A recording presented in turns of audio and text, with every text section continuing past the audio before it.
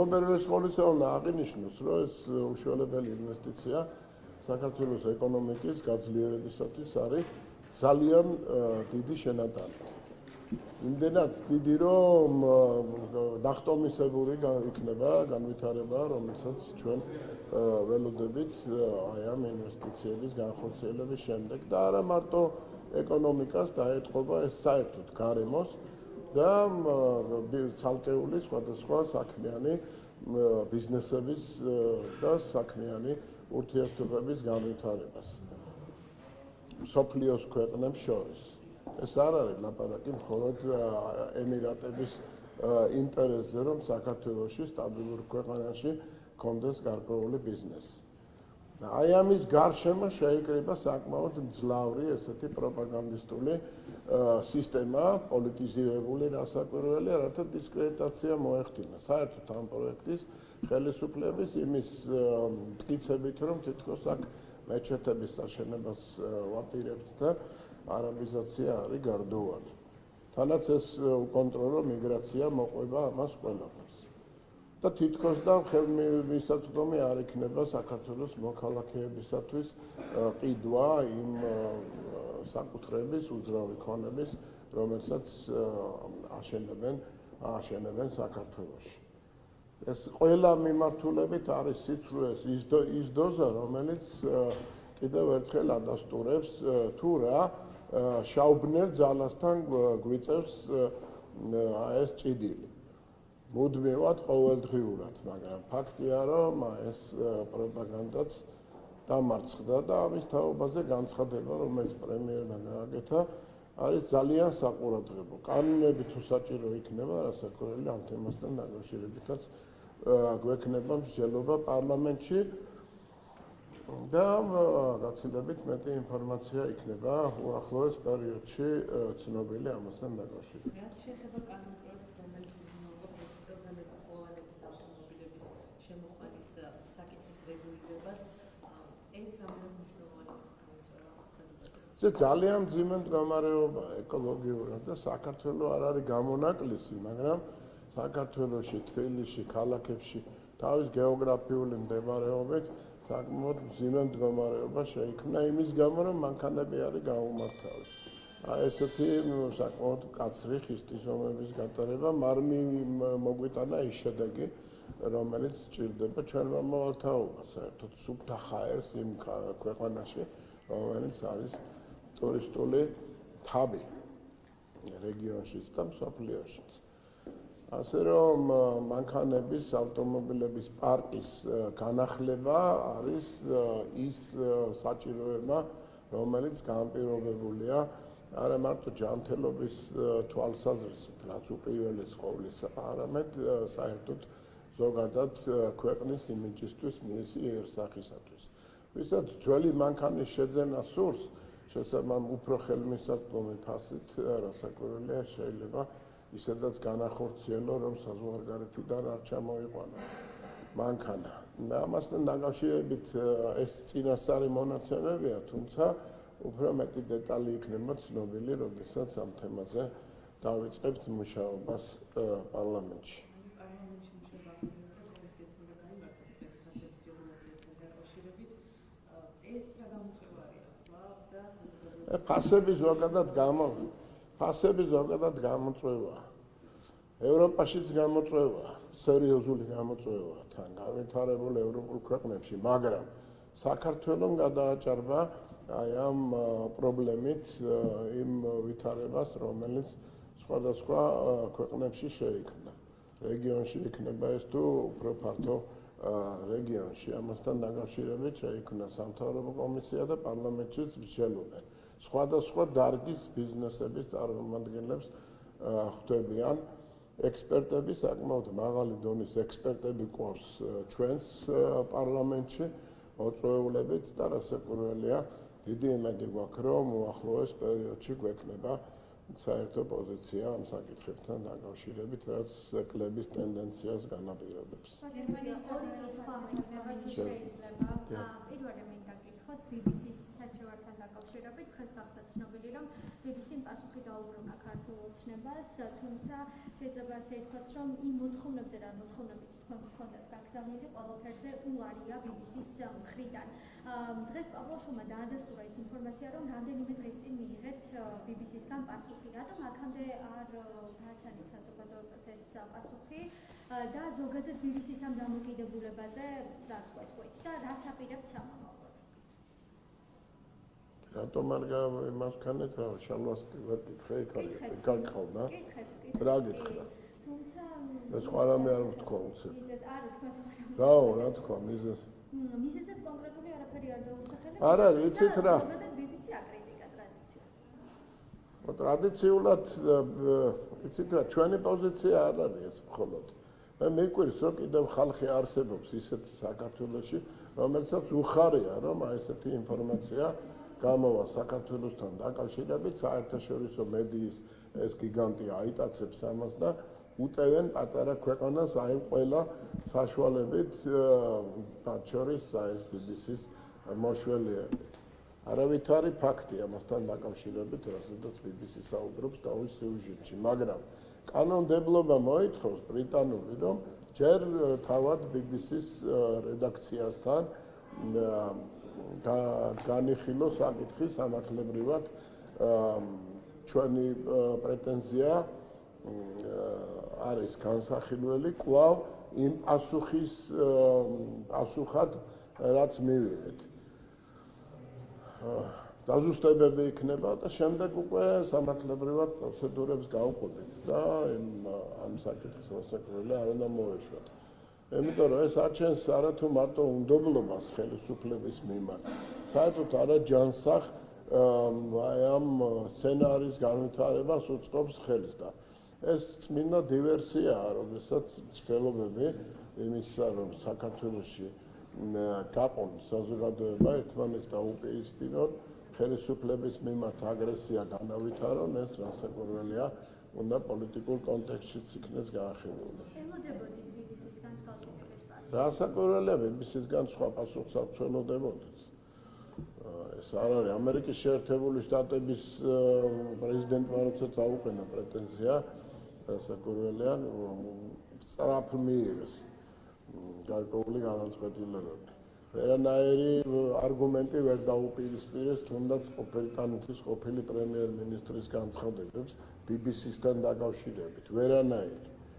მაგრამ გაანთავისუფლეს საკმაოდ მაღალი დონის ჩინოსნები BBC-ში. მაგრამ არ თვლიან, რომ საქართველოსთან მიმართებაში ასევე კრიტიკულები უნდა იყვნენ თავისი ესეთი ეგრეთ წოდებული საგამოძიებო ჟურნალისტების მიმართ. არ მიაჩნიათ საქართველოს ანგარიშგასაწევ ქვეყანად და გარკვეულ პოლიტიკურ პლატფორმაზე დგანან. ფაქტია, რომ არც ერთი ნაწილი ამ სიუჟეტისა არ შეესაბამება რეალობას. არა, თქვენ უკვე დაამთავრეთ, ხო თქვენ ჯერია მე ხატიას. ამერიკის შეერთებული შტატებში რაც ოფიციალური ვიზიტით იმყოფება კომბინაცია ოპოზიციის მხრიდან არ იხდება ინტერესი ტურის შეხვდა საუბრეს ნაცნობების ერთ-ერთი წევრი წერს რომ შეხვდა ტურის გაბობს და აინტერესებს რა საკითხებთან დაკავშირებით ესაუბრა როგორ ფიქრობთ რატომ არ ეწოდება ეს ინტერესი ამ ვიზიტთან? მე ვერ დავარქმევდი, თუმცა მამუკამ დინარაძე ამერიკის შეერთებულ შტატებში საქმიანი ვიზიტით იმყოფებოდა, სამუშაო ვიზიტი იყო, ეს არ არის ოფიციალური ვიზიტი, რომელსაც თანახლავს მედია გაშუქება და ვრცელი კომენტარები განხილულ საკითხებთან დაკავშირებით. შესაბამისად სამსახურმა გაავრცელა განცხადება და ის რომ ამას მოყვა ესეთი მღელვარება ეგრეთ წოდებულ ოპოზიციაში რასაკვირველია ამას თავის მიზეზი აქვს და ეს არ არის გარკვეული ინტერესი ან ცნობის მოყვარეობა, ეს არის ისტერიკის გამოხატულება, ისტერიკა შექმნა ამ ვიზიტმაც ისტერიკა შექმნა იქ პრეზიდენტისა და საგარეო საქმეთა მინისტრის საუბარმა ამერიკის ვიცე-პრეზიდენტთან და სახელმწიფო მდივანთან. ისტერიკა შექმნა თუნდაც ახლა ამ ევროკავშირის გამორჩეული ქვეყნის ლიდერის ჩამოსვლამ საქართველოში. აკა ბოჭორიშვილის მიწვევა მიუნხენის უსაფრთხოების კონფერენციაზე. და გარკვეულმა ნაბიჯებმა, რომელიც გვიჩვენებს იმას, რომ საქართველოსთვის სასიკეთო რამ კეთდება ზოგადად. ვისთან ქონდა შეხვედრები, რა თემებზე ქონდა შეხვედრები, რასაკვირველია ეს ეხება ისეთ თემებს, რომელიც არის დაკავშირებული რეგიონალურ უსაფრთხოებასთან, საერთაშორისო უსაფრთხოებასთან, ზოგადად იმ პროფესიონალურ თემებთან, რომელსაც კოლეგები ერთმანეთში იხილავენ აი ამ სამსახურის მაღალი დონის წარმომადგენლებთან ერთად. ასევე ვკითხავ გერმანიის საგარეო საქმეთა სამინისტროს ოფიციალურ ვებგვერდზე საქართველოსთან დაკავშირებით ინფორმაციასთან დაკავშირებით პრეზიდენტი წერია საუბნელოიშვილი, საგარეო საქმეთა მინისტრად ილია დარჩიაშვილი და არ არის განმეორებული ინფორმაცია 2024 წლის შემდეგ, ხოლო სხვა ქვეყნებთან დაკავშირებით, მაგალითად რუსეთთან დაკავშირებით, ამ ინფორმაცია სექტემბერში განახლდა. აი რა გზავნილია ეს თქვენთვის? ჯერ ის კი განცხადება, რომ რუსეთი არის ევროპული ქვეყანა და მასთან მოლაპარაკებებია საჭირო, რომელიც გერმანიის ხელისუფლების უმაღლესი ეშელონიდან გაისმა, მიანიშნებს იმაზე, რომ აქ სტანდარტი არ არსებობს და არ არსებობს რაიმე ისეთი თემა, რომელიც არის აკრძალული გერმანიის ხელისუფლებისათვის, როცა მის ინტერესებს ეხება საკითხი. როცა პატარა ქვეყნის ინტერესს ეხება საკითხი, გერმანიისთვის სულ ერთია, იმიტომ რომ გერმანია და არა მარტო გერმანია, საქართველოს განიხილავენ როგორც ერთ-ერთ ბერკეტს აი ამ რუსეთთან დაპირისპირებაში.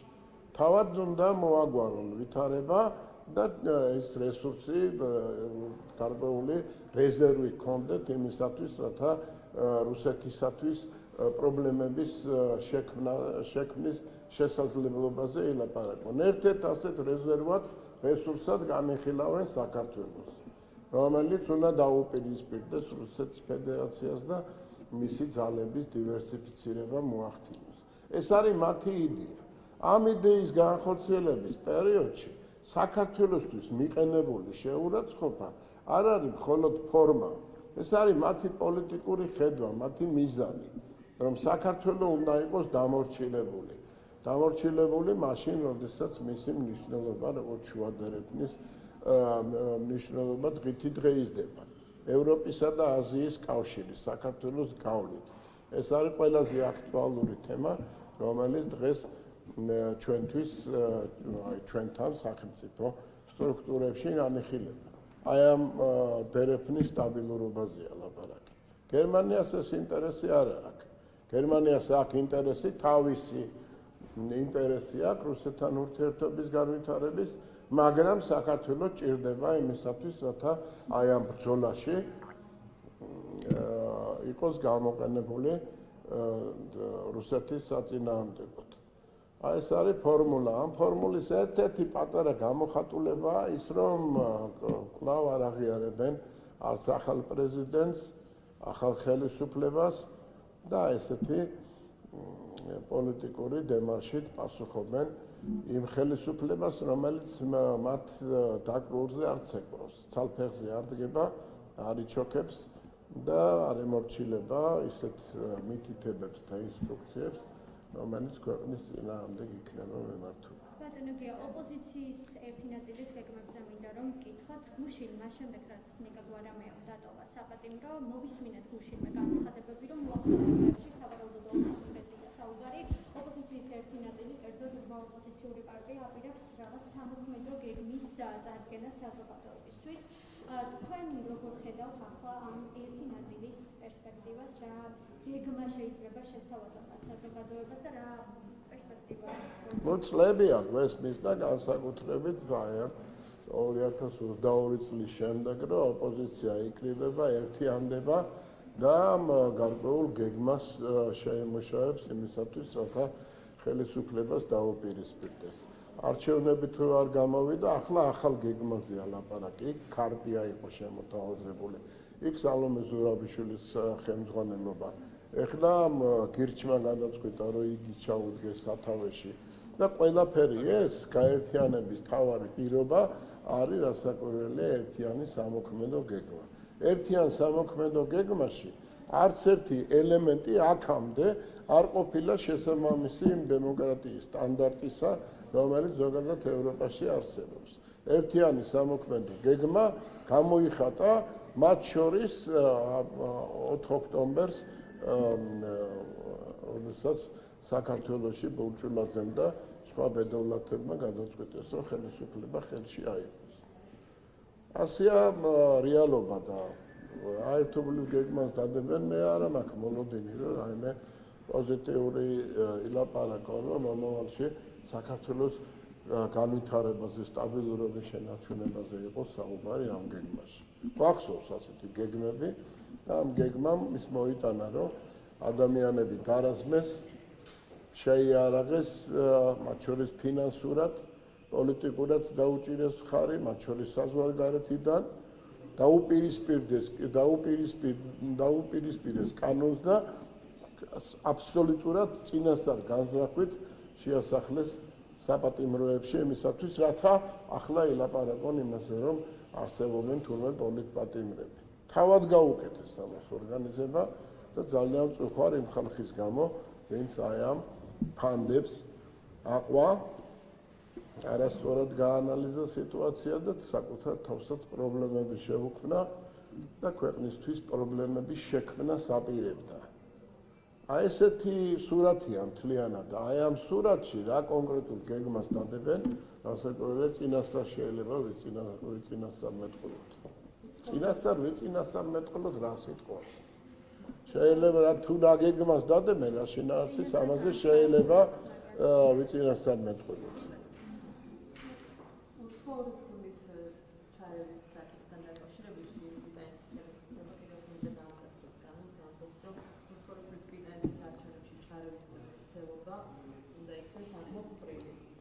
აი დემოკრატიაშიო ესეთ ხელისშემშლელი ხო. ეცით რა ყველამ ხო.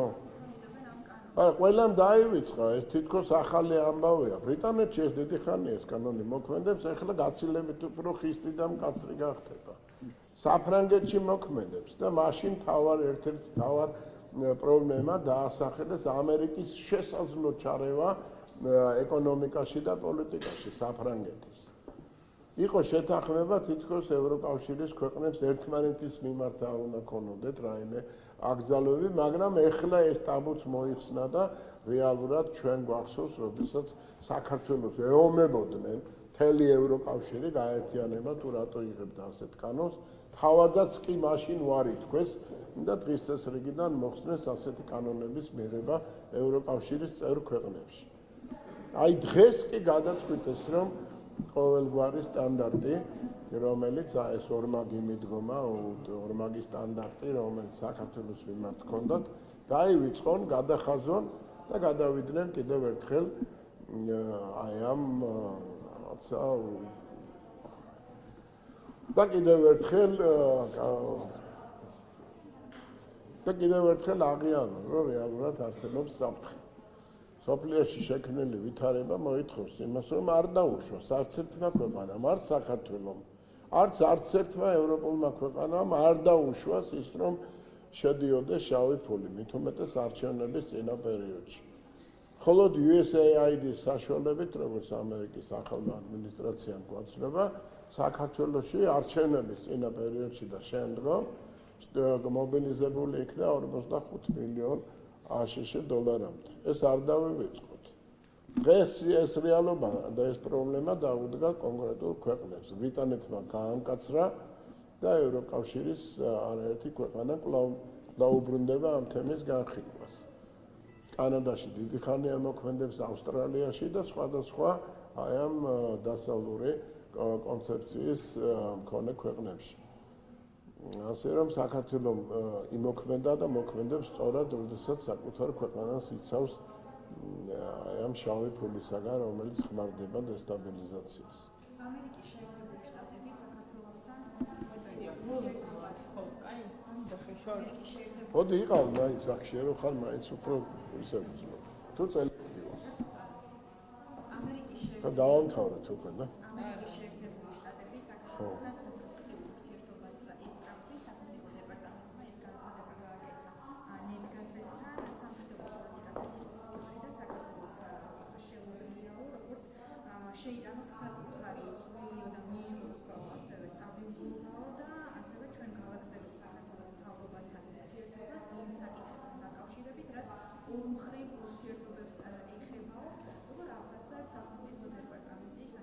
არა, უპირველეს ყოვლისა უნდა შევაფასოთ ვინ წერს ამასთან დაკავშირებით. ნეტგაზეთი, რომელიც ჩამოყალიბებული პოლიტიკური პლატფორმის ერთ-ერთი შემადგენელი ნაწილია. მე ვფიქრობ, რომ ეს განცხადება, რომელიც გააკეთეს და თითქოს და ამერიკის შეერთებული შტატების სახელმწიფო დეპარტამენტის რაღაცა დონიდან ნეტგაზეთს გაუზიარეს, ეს შეხედულება არის კონკრეტულად იმის გამოხატულება, რომ გარკვეული მესიჯი არის კონკრეტული ნეტგაზეთის ინტერესია, რომ მესიჯი გადასცეს იმ ხალხს, ვინც აგრძელებს ამ საპროტესტო აქციებში მონაწილეობას, რომ მათ მხარესაც კონკრეტული პოლიტიკური შეხედულებების და შინაარსის მქონე პლატფორმაზე მყოფი მედიისათვისაც ეს განცხადება იმას ნიშნავს, რომ თანამშრომლობა, რაც საქართველოს ხელისუფლების ცალკეულ სტრუქტურებთან მიმდინარეობს, არ არის თითქოს და რაიმე სიახლე. ამან იმხელა ისტერიკა გამოიწვია, თუ ახლა მე თქვენ იგესმით, მაგრამ შეიძლება სპენელმა ამერიკა არის ჯერ უპირველეს ყოვლისა ნეტგაზეთის მიერ არაფერი ახალი არ არის ნათქვამი, მართლაც ესეა ამერიკის შეერთებული შტატებთან ურთიერთობის ეს ბოლო პერიოდში განადგურებული ნაბიჯების სხვადასხვა ურთიერთობების სხვადასხვა დონეზე გამართული საუბრები მოწმობს იმას, რომ ჩვენ ოპტიმისტურად უნდა ვუყუროთ დაბრუნების პერსპექტივას ამ ფორმატში, რასაც ქვია სტრატეგიული პარტნიორობა. 33 წელია, მე ვფიქრობ, ისტორიას კიდევ ახსოვს ძალიან კარგი ეპიზოდები ჩვენი თანამშრომლობისა, მათ შორის საერთაშორისო დონეზე. მაგრამ ამ განცხადებას, ასეთ განცხადებას, იმის მინიშნების გარეშე თუ როდის და ვისთან შედგა ეს საუბარი, ნეტგაზეთი იმიტომ აკეთებს, რომ არ თითქოს და არ ჩამოცილდეს ამ პროცესებს და გაიზიაროს ეს საერთო შეხედულება ამერიკის შეერთებული შტატების ადმინისტრაციისა, გაუზიაროს ამერიკის შეერთებული შტატების ადმინისტრაციის ეს პოზიცია, ჩვენთვის ცნობილი პოზიცია, იმ ხალხს, ვინც დღეს კიდევ საპროტესტო აქციებზე გამოდის. ანუ თითქოს და ეს ხელისუფლებასთან ურთიერთობა კი არ არის, თითქოს და ეს ზოგადად გამოხატავს ამერიკის შეერთებული შტატების პოზიციას, რომელიც ასევე უნდა იყოს, რომლის თანაზიარი უნდა იყოს კოლექტიური ნაცმოძრაობა. მე პირადად ასე გავიგე აი ნეტგაზეთის აქტიურობა ამ მიმართებით, მაგრამ ჩვენ გვახსოვს გარკვეული პერიოდი, სულ ეხლა ხანს, რომ არა თუ თანამშრომლობაზე და კეთილგანწყობებზე იყო საუბარი, არამედ საკმაოდ მძიმე ხისტი შემოტევა მიმდინარეობდა ბრიუსელთან ერთად ვაშინგტონიდან. სულ ეხლა ხანს იყო. ის რომ 33 წელი ჩვენ შორის არსებობს ურთიერთობის ის ხარისხი, ის ეპიზოდები, რომელიც ძალიან პოზიტიურია, ეს ჩვენთვის ცნობილია და გვაძლევს საფუძველს ვიყოთ ოპტიმისტები, რომ მომავალში სტრატეგიული თანამშრომლობის ფორმატში დავბრუნდებით. ნეტგაზეთის აქტიურობა კიდევ ამის რაღაცა ნიველირების მცდელობას უფრო გავს, თითქოს და ეს პოზიტიური პროცესები გადაუნაწილოს იმ პერიოდსაც, როცა კოლექტიური ნაცმოძრაობა სუფევდა ქვეყანაში და არბევდა ხალხს.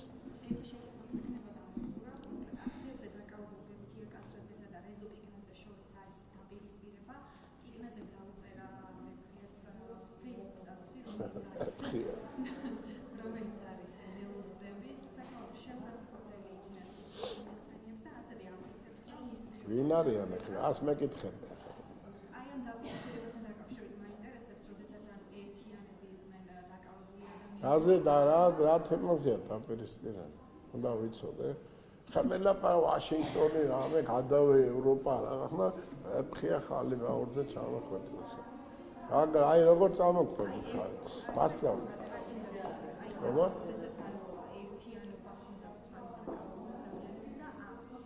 რაზე თქვა რა თემაზე ჭუბობენ რაო? ჯერ ხოდა Facebook-ზე ჩმოვი და ადმინისტრაციის მეეძახა და შემდეგ ამბობს, რომ მის ბავშვებმა დაურეკა უხიეს და მისი გაჩვენება სთხოვა.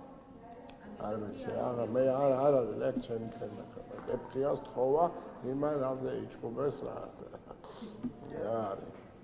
არა ზოგადად შეიძლება ითქვას რა ეფხია იქნება თუ სხვა იქნება ყველა უნდა გაიგოს რომ გეგმა იმისა რომ ისინი აღმოჩნდნენ იყვნენ საპატიმროში დიდი ხანი არსებობდა დაფინანსებული იყო ეს პროექტი დაფინანსებული იყო ეს პროპაგანდაც რომელმაც ეს ხალხი გამოიყვანა ქუჩებში თითქოს და პრორუსული პოლიტიკა ტარდება საქართველოში არჩევნები გაყალბდა გამოეცხეს ტვინები და ასეთი ვეფხიები ბევრი არიან სამწუხაროდ შეაგროვეს ეს ხალხი ჩაადენინეს დანაშაული და ეხლა მოხსენიებულები არიან როგორც პოლიტიკური თუ სინდისის პატიმრები ეს გეგმა იყო აი ამ გეგმის განხორციელების რაღაც ელემენტები რომ ცნობილი გახდება განცდა გაგიჩნდება რომ რაღაც ვიღაცის თამაში მონაწილეობ იქ ერთმანეთთან დაპირისპირებები შეხლა შემოხლა სასაკურველია არ არის გამორიცხული და მოსალოდნელია რომ კიდევ უფრო მეტი იქნება ფატიმა ჯერ ჩემი ვიდეო იქ ხალხმა ჰელსინკის კონცერტთან დაკავშირებით რომ იმ რეალობის კონტექსტში როცა საუბრობენ იქაც რომ ფული უნდა შემოვიდეს საქართველოში რომ საჭირო რა მოისმენთ ჰელსინკის კონცერტში කොහොმද ეს იმ ფულის ნაწილში რაც ჰელსინკის კომისიას გადავხედოთ აქ არის კონგრესმენები არიან, სახელმწიფო უწყებების წარმომადგენლები არიან, ექსპერტები არიან, რომელიც აანალიზებენ სიტუაციას, გეგმავენ, რჩევებს აძლევენ კონგრესმენებს, ადმინისტრაციას, რაც დაემგვანა საქართველოსთან მიმართებაში მათი საქმიანობა. გამოჩნდა დაფინანსების წყაროები, ლობისტები გამოჩნდა, ლობისტებისთვის აფინანსების აი ამ სქემებში ცალკეული გვარები გამოჩნდა ჰელსინკის კომისიის წევრები, ჯო ვილსონის.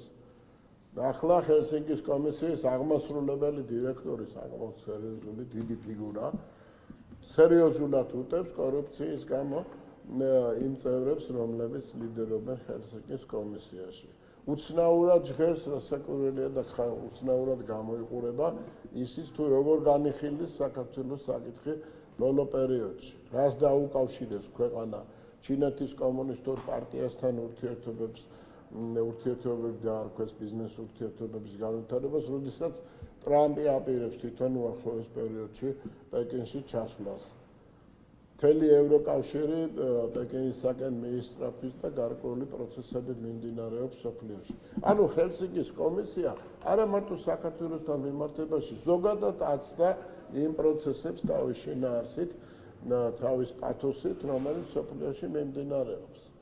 და ჩვენ კიდევ შემოგვესიენ იმ ექსპერტების მეშვეობით, რომლებიც არათუ აგინებენ ტრამპს და მოძალადეს უწოდებენ მას, არამედ აფინანსებენ ხელფას აძლევენ პოლიტიკურ ძალებს, რომლებიც ქუჩაში ახალგაზრდების გამოყვანით არიან დაკავებულები. აი ეს არის დღეს ჰელსინკის კომისია, რომელიც საქართველოს უპირისპირდება. ასე რომ ბოლო პერიოდში ეს განხილვა საკითხების, როდესაც არც ერთი კონგრესმენი არ დაესწრო ამ სხდომას, არის ერთ-ერთი მანიფესტაცია იმისა, თუ რას წარმოადგენს და დღეს რა შინაარსი აქვს ჰელსინკის კომისიას. ის რომ არ დაესწრენ, შეიძლება ეს იყოს ის რომ არა, კი, შეიძლება მარტო ექსპერტი ის იყო, მაგრამ ერთი მაინც ხოლმე მოსულიყო. თვითონ შინაარსი რაც იყო ბატონია, რომ საქართველოს შინაარსზე ვილაპარაკე. მაშინ გადავიდეთ ბრიტანეთის ნაწილზე. ბრიტანეთი ძირებს კაცი კანონმდებლობას უცხოურ ჩარევასთან დაკავშირებით, მაგრამ ამ კონტექსტში მინდა რომ ვთქვათ, ოპოზიცია ამბობს, რომ ის რასაც ბრიტანეთი იღებს, სხვა რეალობას ეხება, ჩარევას ეხება და ის რასაც საქართველო იღებს და მიიღო კანონმდებლობა, ეს პირდაპირ ევროკავშირთან დასავლურ ფულს ეხება. ანუ სხვაობა ამაში არის, რომ ტენდამოყარეს ვერ ვარჩევო. ბრიტანეთის შემთხვევაში თქვენ რას ხედავთ? ბრიტანეთის შემთხვევაში ნებისმიერ შემთხვევაში ბრიტანეთში აკრძალულია რაიმე შავი ფულის შემოტანა, რომელიც პოლიტიკაში იქნება გამოყენებული. და ეს შემოტანის ამ ფულის წარმოშობის წყარო შეიძლება იყოს სხვადასხვა. როგორც დასავლური წარმოშობის სხვა ქვეყნების, ასევე ბრიტანეთთან არის ტრადიციულად დაპირისპირებული სახელმწიფოების მხრიდან. ასე რომ ესე ნოვიტყვით, რომ ცალსახად ჩვენ ვებძვით იმას, რომ ბრიუსელიდან ან ევროკავშირის ქვეყნებიდან ფული არ შემოვიდეს. ეს ასე არ არის. ჩვენ ვებძვით აი ამ უტიფარ პრინციპს, რომელიც გეუბნება, რომ დიახაც მე შემოვიტან თანხას, ისე რომ შენ არ გეცოდინება, რამდენ შემოვიტან, პირდაპირ აკეთებენ ამ განცხადებას და დიახაც გამოვიყენებ იმისათვის, რათა შენ კუჭებში ცეცხლი დაინგროს. რა მნიშვნელობა აქვს ჩვენთვის, ვისგან მოდის ეს მუქარა, ღია მუქარა, რომლის მხოლოდ ნაწილი ვთქვი მე. თორე ფიზიკური გამოხატულება მუქარისა ხო ვიხილეთ რეალურად. აქედან გამომდინარე, ჩვენ ამ შემთხვევაში არა იმ სტანდარტით ვარჩევთ, რომელი გაერთიანების წევრია ქვეყანა, ვინც ამას გეუბნება, არამედ იმ სტანდარტით, რასაც ქვია ეროვნული უსაფრთხოების დაცვა და ჩვენთვის მნიშვნელობა არ აქვს ეს თანხა, საიდან შემოვა. საოკუპაციო ჯარი დგას საქართველოში და გეუბნებია, რომ მედი დაუპირისპირდი და თუ არ უპირისპირდები, ნებით შემოვიტან თანხას, დავაფინანსებ ადამიანებს, ვინც ჩამოგაგდებენ და დაუპირისპირდებიან და საქართველოში გრევის პროცესს გახდიან შეუქცევაც. ასეთ ვითარებაში ვინ გემუქრება, რა მნიშვნელობა აქვს? და თვითონ ეს მუქარა როგორ არ აღელვებს ამ ხალხს, ნამდვილად გასაკვირია, უსამშობლოება ქვია მაგას. სხვა ენით რო ვთქვა.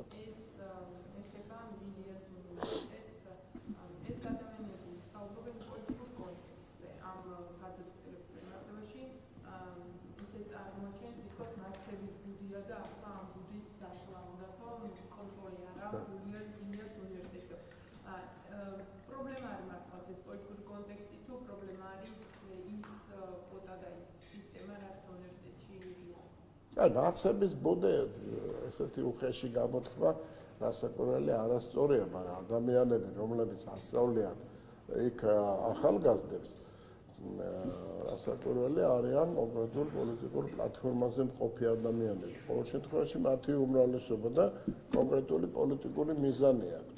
მაგრამ ეს წლების განმავლობაში გრძელდება, ასე რომ ეს არ არის მთავარი ამოცანა, რასაც რეფორმას უნდა მოყვეს. თავარი ამოცანა ის არის, რაციონალიზაცია მოხდეს ფაკულტეტებისა. და ის რომ 30-მდე სხვადასხვა სპეციალობა ისწავლება ერთ შენობაში განათლების ექსპერტების მხრიდან არ არის პოზიტიურად შეფასებული. ესეთი სპექტრი და თანაც 30 თუ ცოტა ნაკლები თუ ცოტა მეტი კი აქვს ჩამონათვალში, მაგრამ თვითონ ერთი პირველი რაც არის საკითხი, დედამიწის მცოდნეობა ითვალისწინებს თავის მხრივ კიდე ეს დარგები, რაც ჩამოთვლილია, ქვედარგებს ითვალისწინებს და ასე რომ ფიქრობენ ექსპერტები, რომ ხარისხი იკარგება, როდესაც ესეთი ფართო სპექტრია საგნებისა. ჩვენ გვჭირდება, რაც სახელმწიფოს სჭირდება, სტუდენტებს სჭირდებათ ინტელექტუალური რესურსის მობილიზება კონკრეტულ სპეციალობებზე სტუდენტების მოსამზადებლად. უფასო იქნება სწავლა, ეს არის სახელმწიფოს მიერ დაფინანსებული უმაღლესი სასწავლებელი და შემოთავაზებული რეფორმა არის სტუდენტებისთვის და რასაკვირველია პროფესორ-მასწავლებლებისთვისაც საინტერესო და მისაღები. ასეთი გააფთრებული წინააღმდეგობა კიდევ ერთხელ მიუთითებს, რომ მართლაც ამას პოლიტიკური პლატფორმა გააჩნია.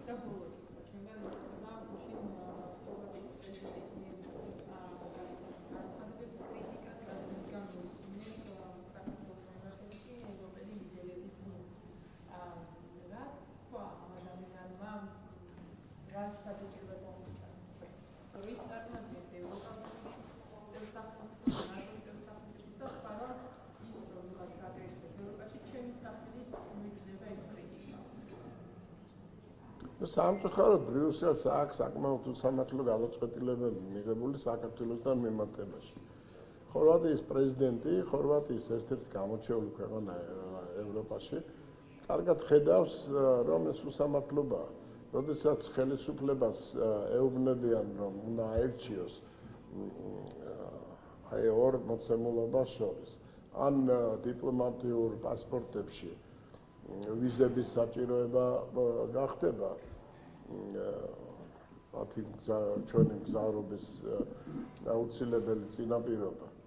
ან მეორე საკითხია, ან უნდა გავაკეთოთ ისე, რომ ეკონომიკურ და სამხედრო დაპირისპირებას კონდეს საკმაო ესეთი წინაპირობები შექმნილი, რომ ქვეყანა როგორმე დაინგრეს და როგორმე რუსეთისთვის პრობლემის შექმნა იყოს ჩვენი ხელისუფლების თავარი ამოცანა. აი ეს არჩევანი, აი ამ არჩევანის წინაშე გაყენებენ. ამას რასაკვირველია ნებისმიერი კეთილად განწყობილი ადამიანის და ბოროტად განწყობილი ადამიანის ხედავს. უბრალოდ ყველა ამას არ ამბობს და დიდი მადლობა ხორვატიის პრეზიდენტს, რომ ეს აღნიშნა და მეუთითა. უსამართლობა ჩვენი ქვეყნის ხელისუფლების მიმართ რასაკვირველია ეს გარკვეულ მნიშვნელოვან წილად გადადის საზოგადოების მიმართ დამოკიდებულების უსამართლობა. მათ შორის მათ მიმართ, ვინც დღეს გასაჯელი სკამზეა, ან სასჯელს იხდის. მათ მიმართაც ძალიან ძიმე დანაშაული ჩაიდინეს. ანუ მობილიზება გააკეთეს, საქართველოს ხელისუფლება გადაეგდოთ და სპეციალურად განზრახ დაუპირისპირეს კანონს ადამიანები. ამას ყველაფერს ხედავენ. უბრალოდ ყველა ვერ ბედავს ამასთან დაკავშირებით ხმამაღლა ლაპარაკს. ბატონო გიორგი, რამდენიმე კითხვა მაქვს დაგიშვით თუ შეიძლება. შტატებთან ურთიერთობების განათლებას მინდა რომ გითხოთ. სახელმწიფო დეპარტამენტმა გააკეთა ესეთი განცხადება, რომ 33 წელია მედგაზეთმა გააკეთა. თქვენ იცით, რომ ქართველებმა და საქართველოს მიცის რა უნდა გააკეთოთ ურთიერთობების აღსადგენად. რაზე არის აქ საუბარი ბატონო გიორგი, რას თმობთ ამერიკასთან ურთიერთობების აღდგენისთვის, იმიტომ რომ სახელმწიფო დეპარტამენტის განცხადებაში ვკითხულობთ, რომ თქვენ ძალიან კარგად იცით რა უნდა გააკეთოთ. სახელმწიფო დეპარტამენტის განცხადება არ ყოფილა, ეს ნეტგაზეთმა სახელმწიფო დეპარტამენტის რაღაც დონეზე არ ვიცი თვისთან იკითხა ეს და მიიღო პასუხი, ანუ ისგან მიიღო, როდის მოხდა ეს საუბარი, ჩვენ არ ვიცით.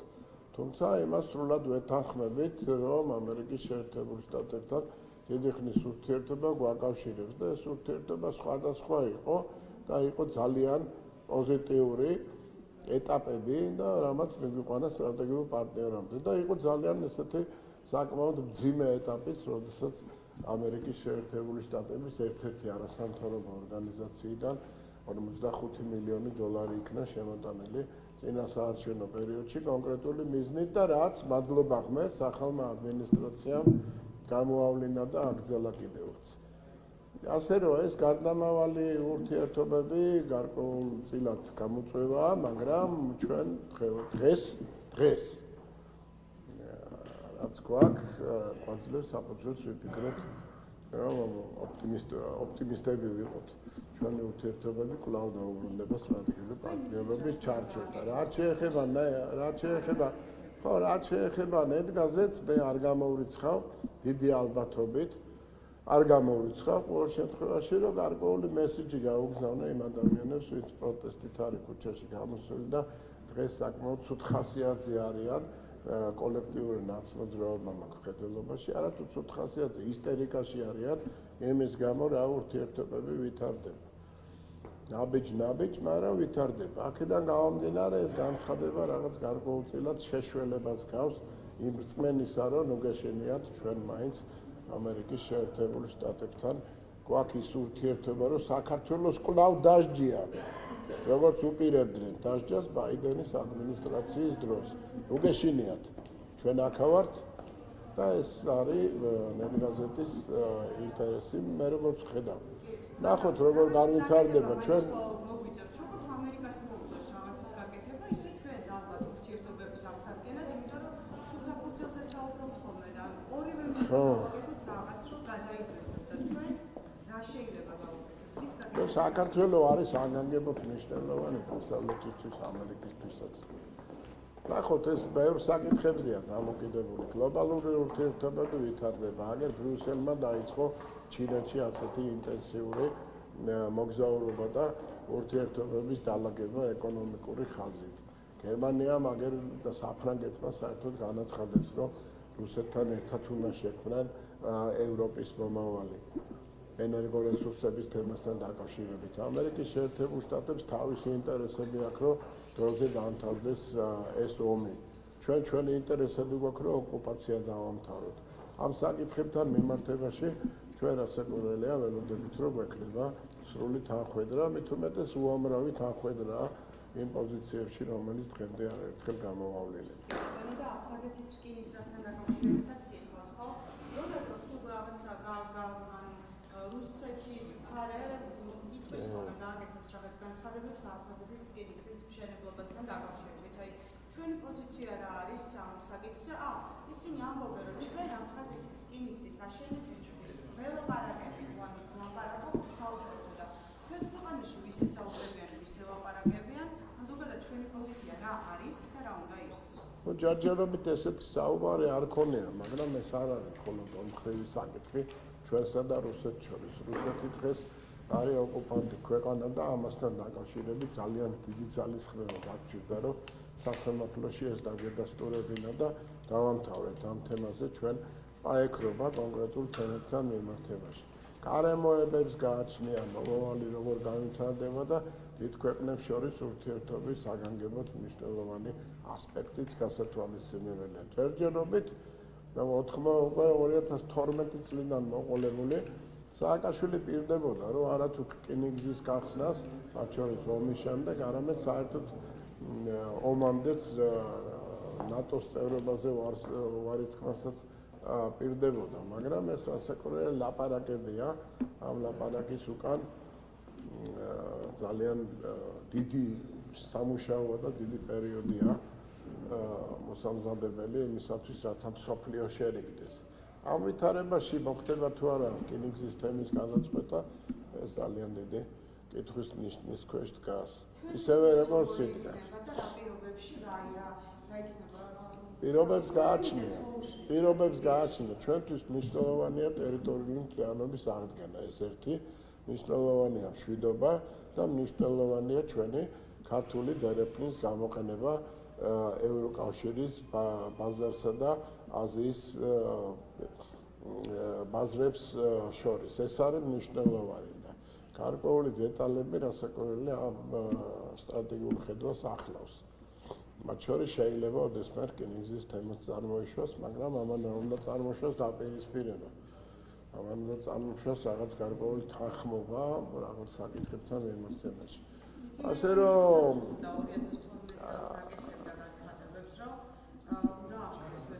2012 წელს თქვენ პატარა იყავით და არ გახსოვთ განცხადებები, რომ გაეკეთებინა აღვადგენდით კიდევაც.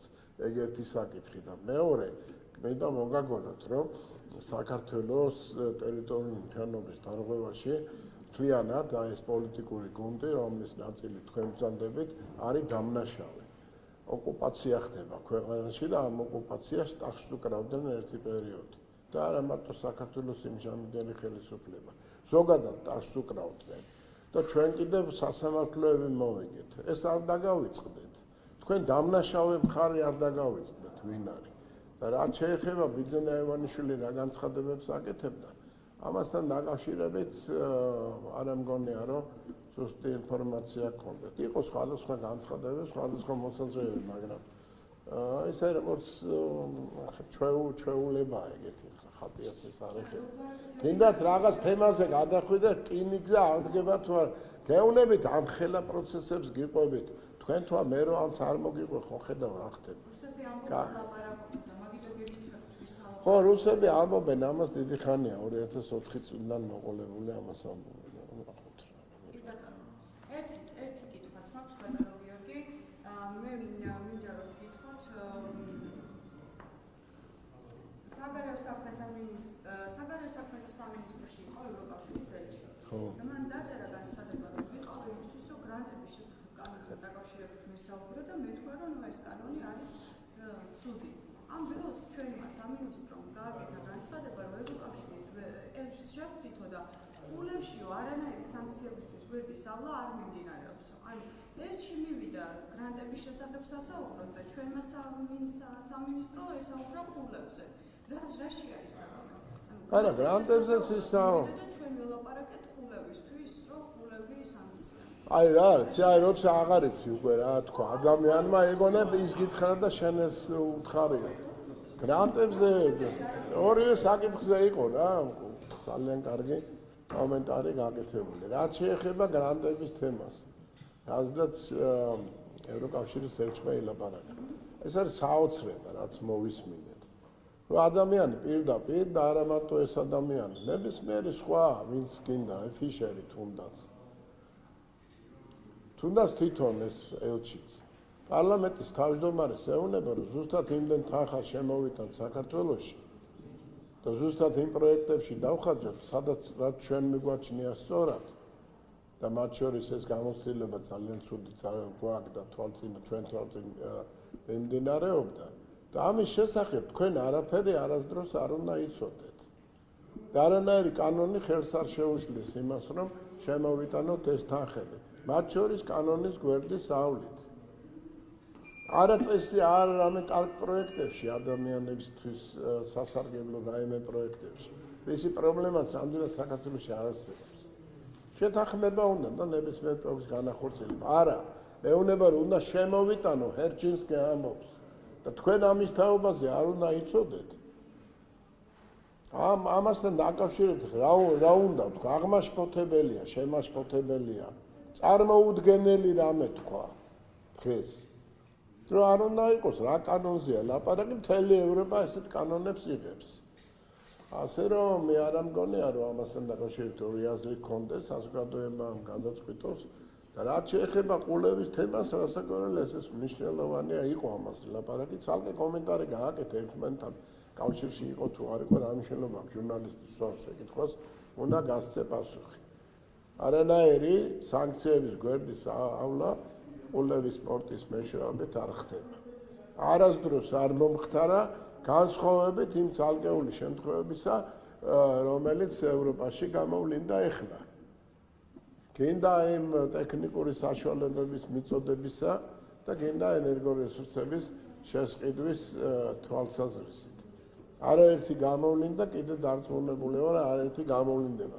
მათ შორის ზელენსკიმ განაცხადა, რომ აი იმ დრონებში თუ სხვა რაკეტებში შემადგენელი ნაწილები ტექნიკური დიდი რაოდენობის არის 70%, რომელიც დასავლური წარმოების არის და სწორედ იქიდან მოედინება. აღარ დონეზეა შეფასებული ჩვენი საბაჟო სამსახურიც. ხო.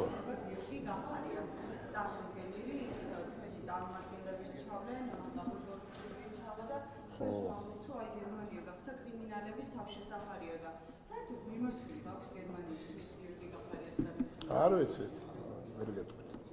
ამასთან დაკავშირებით ვერ გეტყვით. თავარი ეგ არა, თავარი რა თემაა, იცით რომ ნების აი მიუნხენის კონფერენციაზე მაკა ბოჭორიშვილის მიწვევა, ისევე როგორც მაკა ბოჭორიშვილისა და რუბიოს შორის საუბარმა, ვიცე-პრეზიდენტსა და პრეზიდენტს შორის შეხვედრა, ხორვატიის პრეზიდენტის ჩამოსვლა, სხვადასხვა პროცესებმა მამუკა მდელარაძის ვაშინგტონში ჩასვლა ისტერიკა გამოიწვია. და ეხლა იმასთან დაკავშირებით, ამ ისტერიკასთან დაკავშირებით შეიკრიბნენ და იფიქრეს რა შეკითხვები დავსვათ ისეთი, რომელიც გვერდს აულის იმ რეალობას, რომ საქართველოს საგარეო საქმეთა მინისტრი იქნება ჩასული მიუნხენში ამ ფორუმზე. და მოიგონეს ესეთი შეკითხვა, რომ გვაქვს თუ არა მიმართული გახარიას გადმოცემასთან დაკავშირებით. იქ რა საკითხები იქნება განხილული, არ გაინტერესებთ. იქ რუბიო რას ამბობს, არ გაინტერესებთ. რა მდგომარეობაა იმ ურთიერთობაში, რომელიც ამერიკის და ევროკავშირის შორის ურთიერთობებს ახასიათებს. ეს არაფერი არ გაინტერესებთ. თქვენ გაინტერესებთ იქ ვინ უთხრა, იმან ვინ შეაგინა, იქ გახარიას ვიჭერთ თუ არ ვიჭერთ, გერმანია კრიმინალები და ასე შემდეგ. ხო. ჩვენ არ მეცაუბრობ, მე შენ მაინც ისაუბრებ.